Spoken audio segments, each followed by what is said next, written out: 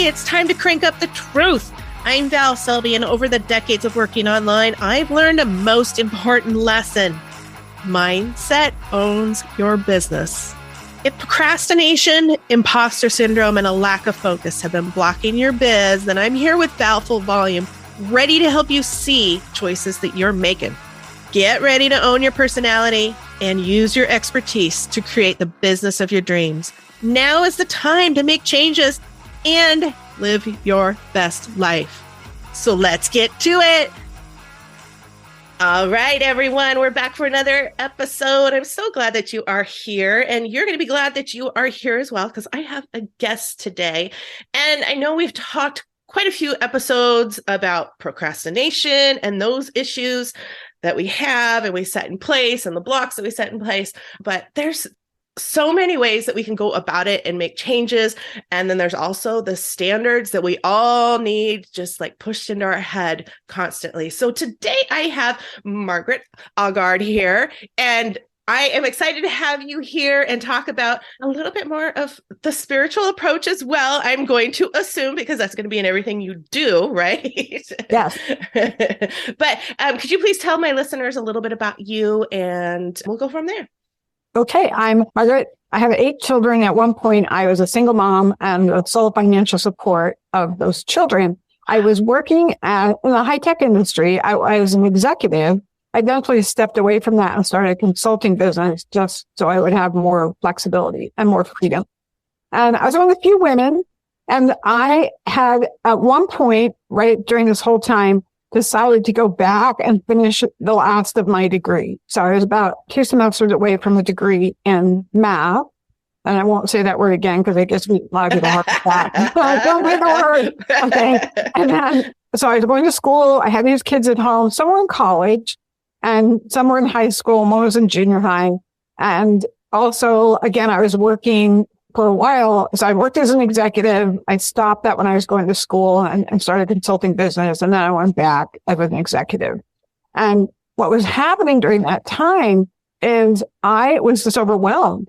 Any one of those things, going to school full time, I was doing it at night, and you couldn't do it online then. You had to actually drive to class when I was doing it.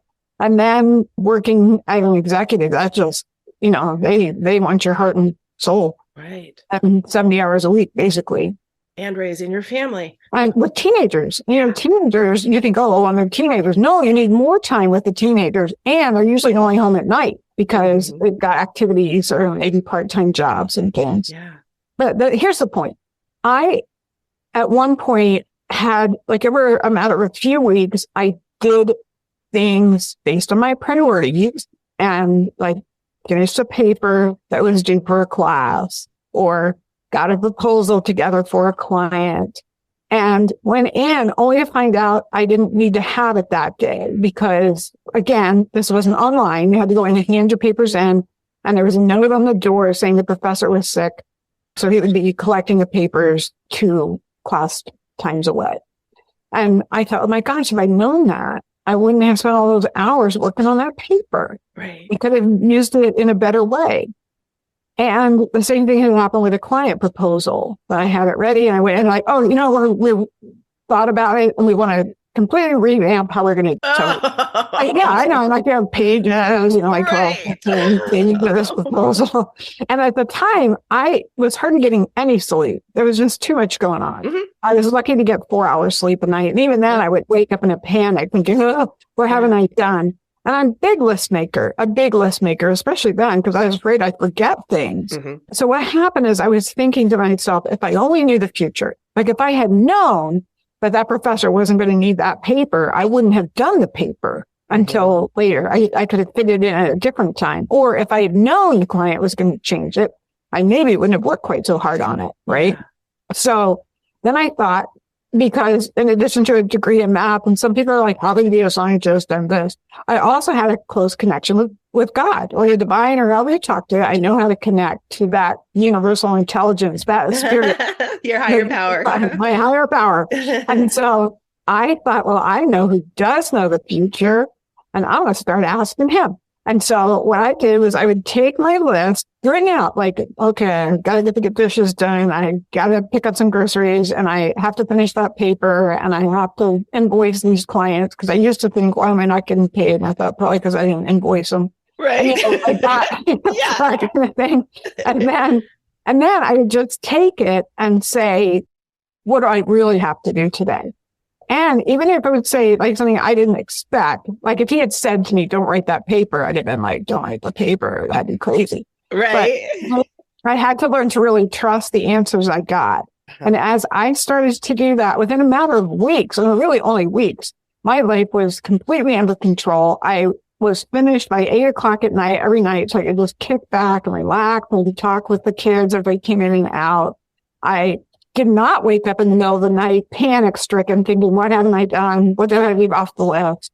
Because I knew it was being handled by someone who could see the bigger picture and the future and everything. Oh my gosh. I needed that so bad back when I went back to school. Because I mean, I feel my shoulders just going up when you're talking about it because I was there and I'm like, yeah. I can remember waking up on the couch because I'd get home at 10 o'clock from class. Yes. Work on the homework immediately because it was already in my brain. And then all of a sudden I'd fall asleep on the couch, you know, right. It's like, and yeah, right. And just constant, just stress. I wish I would have had that because I'm a list girl. So you better believe same thing you just said. I had a ton of lists because I knew I would forget things like where's the child? Forget things. Right. Yes. Yeah. And, you know, my kids are coming and going. And honestly, you know, kids, teenagers, they don't want to talk to you at 3 p.m. We're in at 3 a.m. Can we talk? Like, right. Yeah. Yes. So when you say you would hear what the answers, I mean, did you literally hear? You know, it's funny. I always think that. So people who are experienced with hearing that inner voice, to me, it's like a thought and somehow in my heart too. So somehow there's a connection between my heart and my mind, and it's a thought. I'm not actually talking out loud. I'm not actually hearing this audible voice. It's just a thought, like the thought we're having, like, what is she saying? What does she mean? How does that work for me? That kind of thought. And I had learned to discern the difference between just my random ADHD speaking up and this kind of calm thought that actually is that guidance from my higher power. And if you don't have that, I think some people call it their intuition or their gut. I just know in my gut this is the right thing to do. And you can begin to discern it that way. And also because I did believe in prayer, I just actually asked in my 20s one time, I said, I don't know how to hear a voice. People talk about it all the time. I don't know how to do it. So will you help me? I've had some experiences where I did actually learn to hear that voice and be able to respond to it. And that right there is a really good one, I think, because I know for me, as I've gotten more into all of the spiritual stuff, it's almost like I want to force it because I want it to happen. Right. Versus asking. So I love that you had said that you asked for it. You're like, okay, I don't feel this. I don't know this. Can you show me? You know, right. And everybody knows I'm like spiritual. I'm not super religious. And every single religion has a higher power. Even the non-religions, we all have a higher power. I'm like, that's so right. Just take it in and put whatever word you want into there. And believe me, I had to embrace that. It's like, it's whatever it means to you as your higher power. Ask them. Ask them for guidance. Right. And it was amazing because when I first started, I was saying, what do I need to do? That's all I just get me through today. What do I need to do? And then pretty soon, what was interesting was how much got taken off the list. Yeah. Like you really don't need to do this. You know, especially type A. You know, if we think we have an extra hour, well, fill it with something. Right. Yeah. Instead of chilling out. Instead of taking the downtime. Yes. But after a while, I began to say, what do you want me to do? And I think that's when my life really changed. That was when I actually found my true purpose, when I actually found that I have a purpose in life. And here's what it is. And here's where I fit into this whole world view. Right. So I don't know. I think the sooner the younger people are when they start asking, what do you want me to do? And a lot of times as I said, I will write, I still write my whole list out. It's not like I sit down with a blank sheet of paper and say, what do you want to do? Right. I will have things written on it. And often it's like, that's a good plan. Go for it. And other times, that's a good plan. Let's make a few changes. Right. See, I like that. Because I think that a lot of people do have this like expectation, like I was saying before, of, okay, well, this voice is just going to come in my head and it's going to tell me exactly what to do and life will be great. And it's like, no, we have to put action steps in there as well, because we have to take control of what we're doing, right? To take the action. So I love that you're talking about the fact that you're not just sitting there with a blank piece of paper waiting to be told what to do and add. That no, you're still human, right? We're still all human. So we're still going through those lists at times and creating the cajillion lists, the brainstorm list, as we like to call it, right? Right. And it's interesting because the biggest changes in my life have come from some small thought that was a big thing. You know what I mean? Like you might have a thought like start a podcast, and then you're like, okay, so that's not like I'm going to do it today and cross it off my list. That's going to, I don't have a clue, so I better find out what that takes and I mean, all the things you have to learn, like what kind of equipment and how do I edit it and where do I put it? And so a lot of times I had thoughts like that, do this. And part of it was why I wrote the books. It was, I want you first to write it online. And that started in 99. That was before WordPress even existed. Right. I started writing my experiences online. And then after a few years of that, it was now write a book. And I started trying to, like people, if they write a memoir, they'll go through their journals and things like that and they'll rewrite it in a different way. And I was like, no, what you put online is already it. And it doesn't read like a blog. It reads more like, I don't know how to put it, but I am talking about the answers I got and how I acted and what I learned from it, because you really have to learn how to do it. Yeah. I mean, how to do it is pretty easy, right? I would say, here's how you do it. Yeah. And that's pretty easy. Yeah. But then it's everything that you bump up against that it makes it hard. Like, you know what? I don't want to ask today. I don't want to know what you want. Right? Or, yeah. And that can go on for me for a couple of weeks before I think, I should go ahead and ask again. Yeah. And I love that asking, what do you want me to do? That's a totally different way of looking at my to-do list and hopefully listening a little bit more.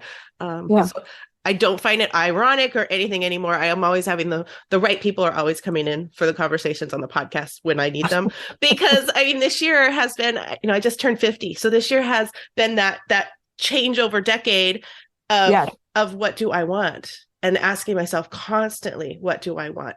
And it's been a stumbling block for me. So why not change my wording to what do you want from me? And my experience has been that our higher power knows us and loves us and knows me. He knows us the way we know our children. Like you don't know me. Really? Because I can remember when you were kicking in my womb. I didn't know anything you like when you came out, right?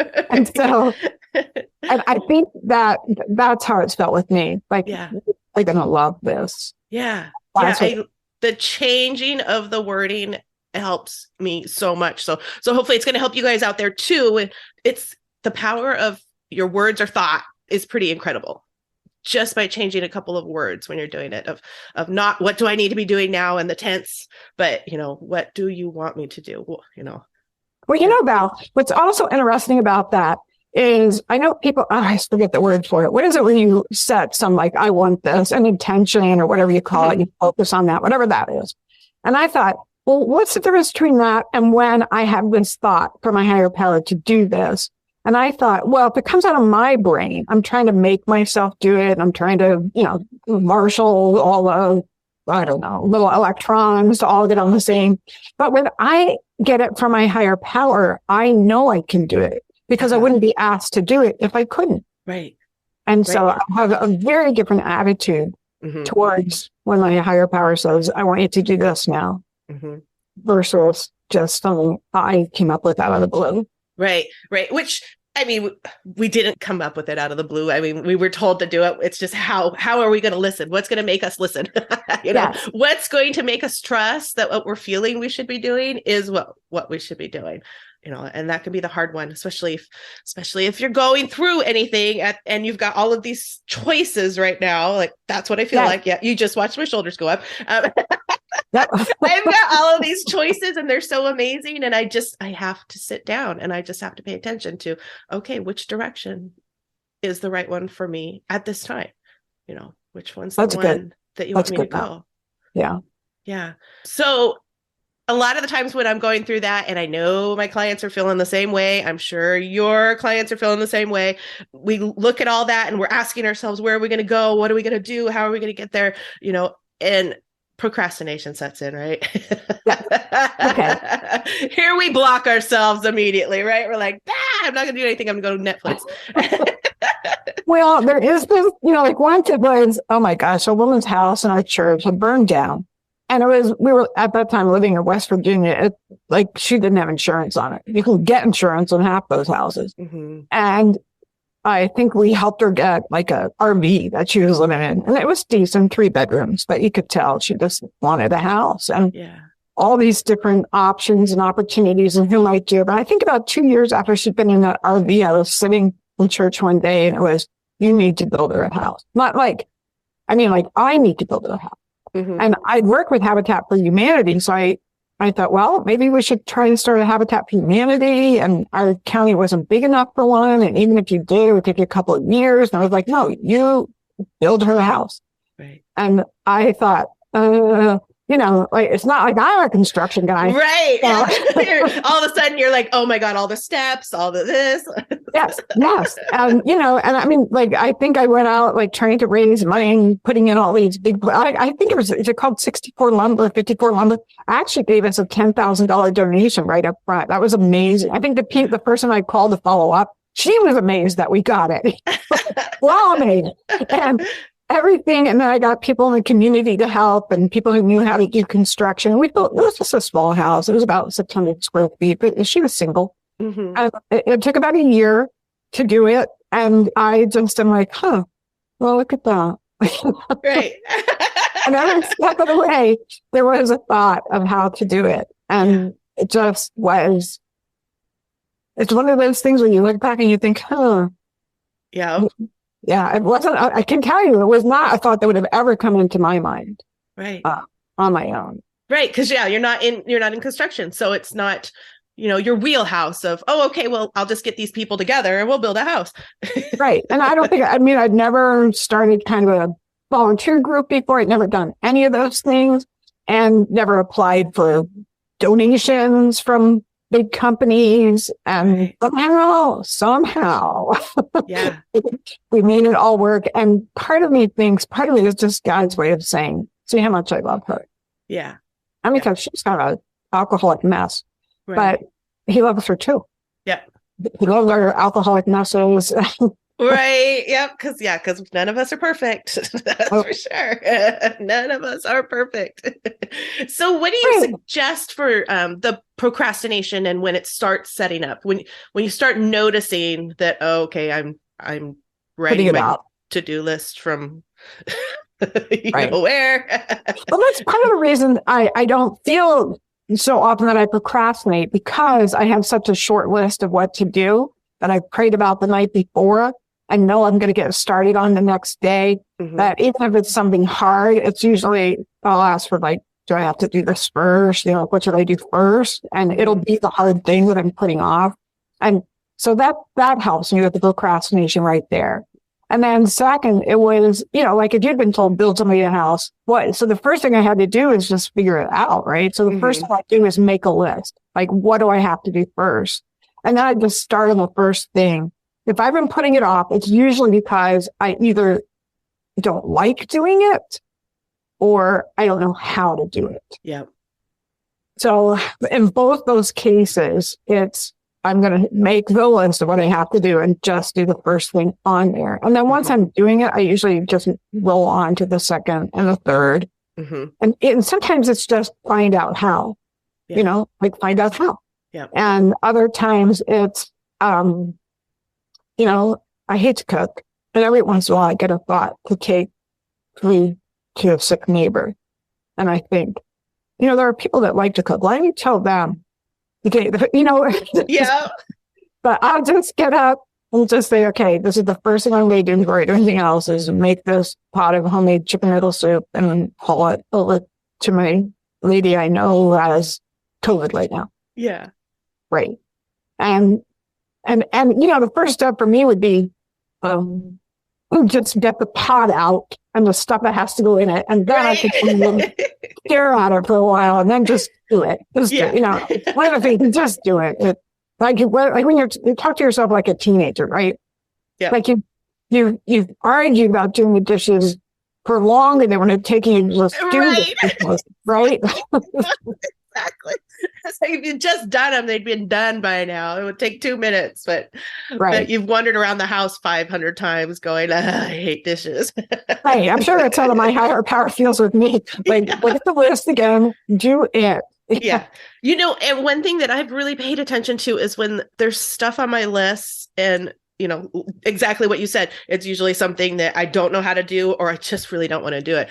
I have made sure to voice that, whether it's voice it in my head that, can you bring somebody to me that's going to do this for me, or even just asking in my friends group, is there somebody that wants to do this for me kind of thing? Oh, that's cool. Instead of feeling like I have to do it all myself all of the time. And I'm getting better about that because, strong women, we haven't been very good about asking for help all along the way for many generations. So I'm really working on that of asking, whether I'm asking inside, okay, can you bring me something, manifesting, I would like help with this. I don't want to do it. And also voicing it out there and looking for the help, asking for the help. Right. Or like on LinkedIn, like who knows? Someone who knows. Right. Yeah. Yeah. Right.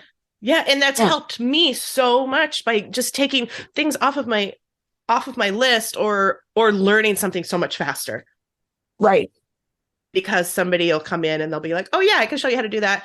And it's like that. Right. Someone who knows me trying to find the tutorials, and I don't know what I don't know. So I don't even know how to search through the tutorial to find what Oh my gosh, yes. I just did that the other day. Like, I don't even know what word to use. Right. Uh-huh. It's like, how can I figure out how to do this when I don't know what to search? Right. It's like, bring me a coach, somebody, training, anywhere.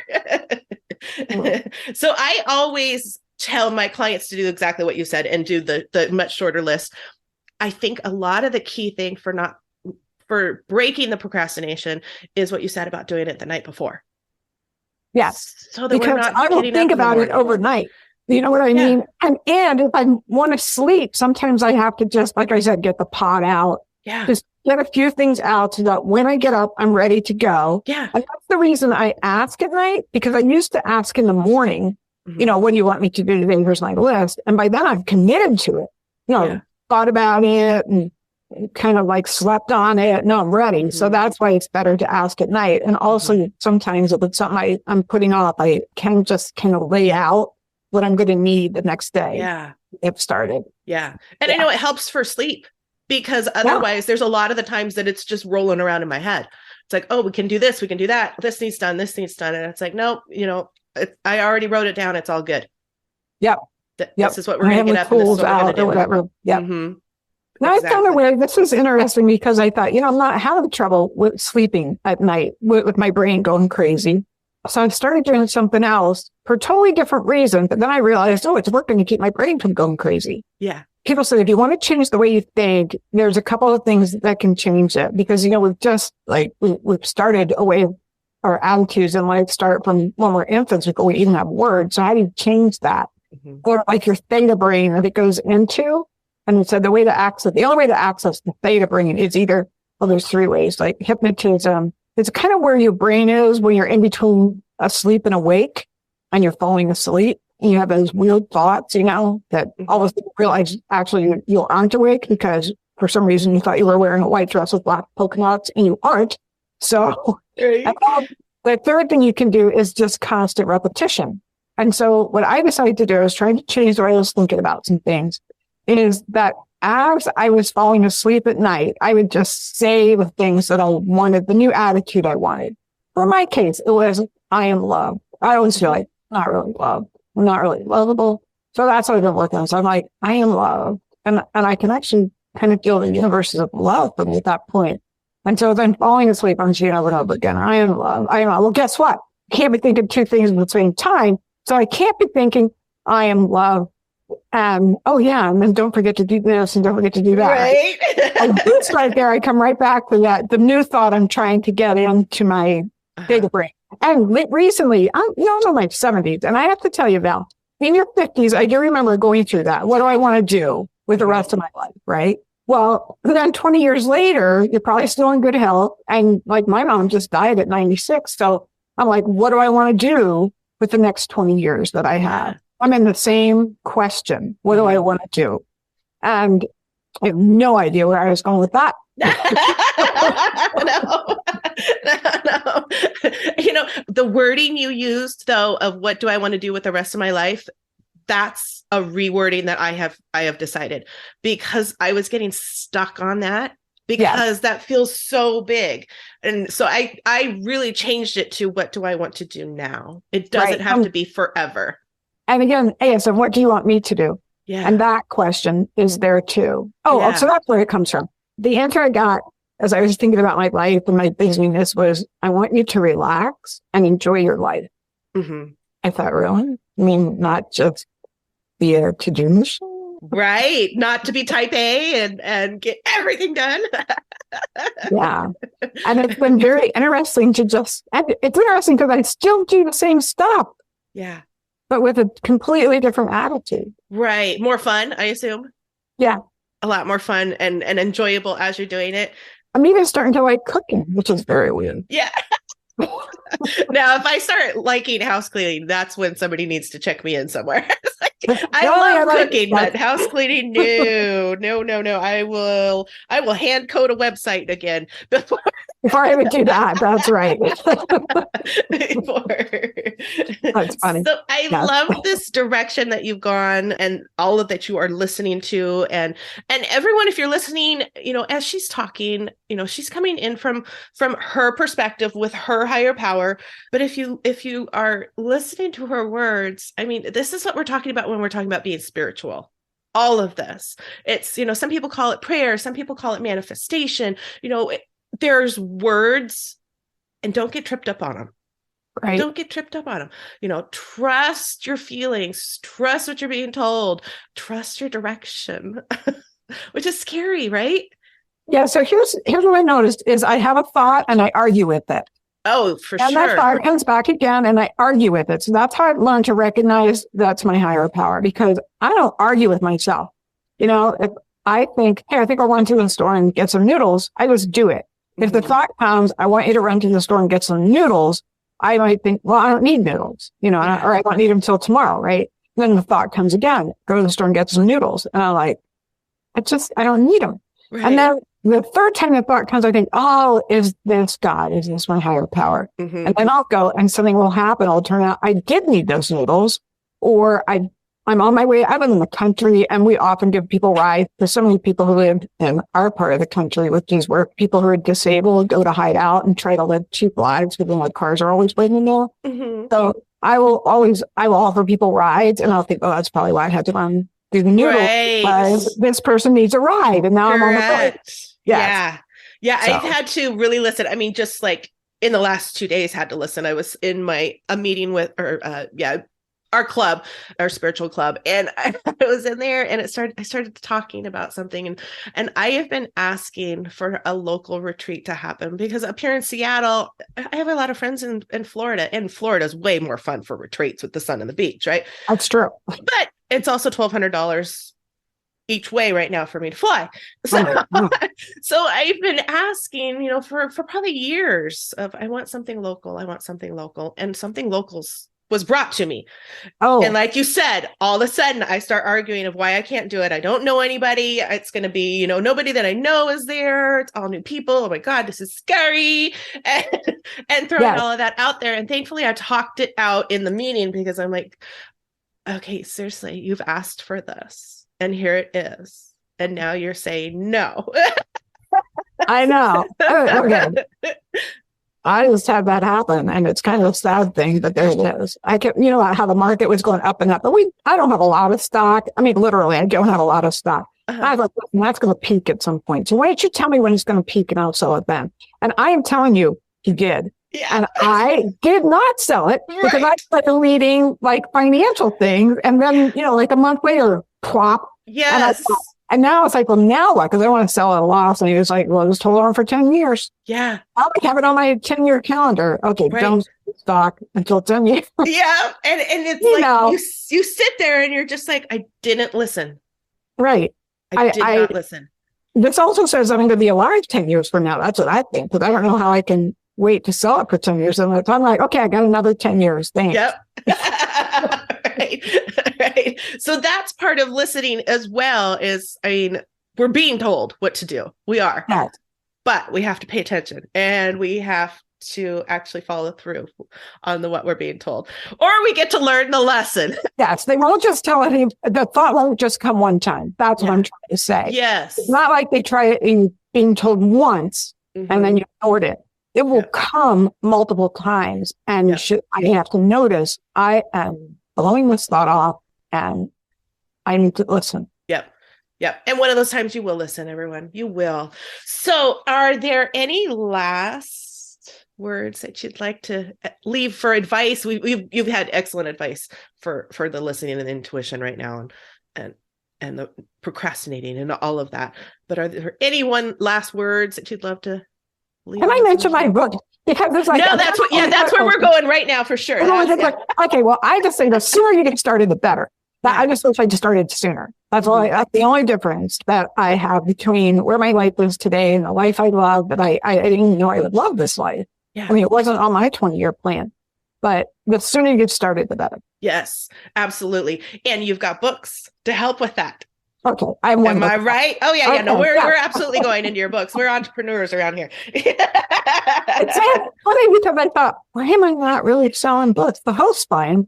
But then I thought, well, we'll talk about it later, Belle. But here's the point. Most of what I've shared with you today are stories in the book, because the book is called In His Footsteps. I gave my to-do list to God and got more sleep and less stress.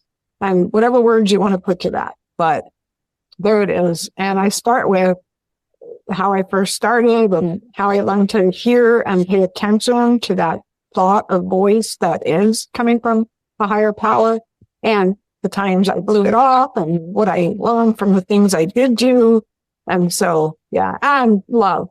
That's what it really comes down to. Yeah. But I really realized the whole thing is how loved we are. Yeah.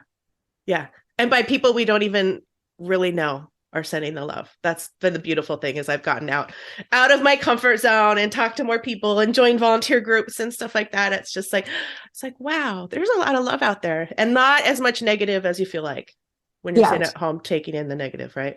So that we don't need to go down that rabbit trail. I won't squirrel, you guys. I promise I won't squirrel. So thank you so much for being here, Margaret, and everyone. All of her information is going to be on there, so you can go and grab her book right now, so you can start figuring out what you're being told and not listening to. What is in your life already that could help and make your life even happier, and all of the beautiful of that. That information is going to be in there, so you can go and grab it right away. Thanks for being here, Margaret. I appreciate you. I'll talk to you guys later.